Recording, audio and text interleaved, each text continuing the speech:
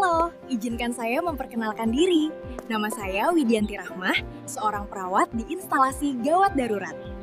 Hari ini kita akan belajar bersama tentang etika batuk dan bagaimana cara menerapkannya dengan benar. Apa itu etika batuk? Etika batuk merupakan bagian penting dari pencegahan dan pengendalian infeksi di rumah sakit.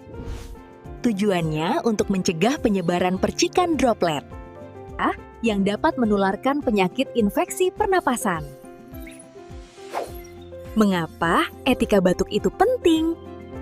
Mencegah penularan penyakit melalui percikan batuk atau bersin. Melindungi pasien lain, keluarga, dan tenaga kesehatan. Mengurangi risiko infeksi di lingkungan rumah sakit. Mendukung program pencegahan dan pengendalian infeksi di rumah sakit. Berikut adalah langkah-langkah penerapan etika batuk yang perlu kita ketahui dan lakukan dengan benar. Pertama, tutup mulut dan hidung menggunakan tisu saat batuk atau bersin.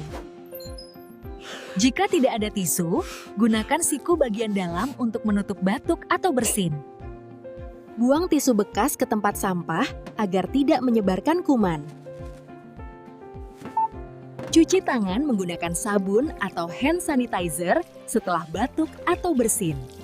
Gunakan masker jika sedang batuk atau pilek untuk melindungi orang lain. Hindari menyentuh wajah sebelum mencuci tangan untuk mencegah penyebaran kuman. Dengan menerapkan etika batuk, kita dapat melindungi diri sendiri dan orang di sekitar kita dari penyebaran penyakit. Mulai dari diri sendiri, lindungi sesama. Terima kasih.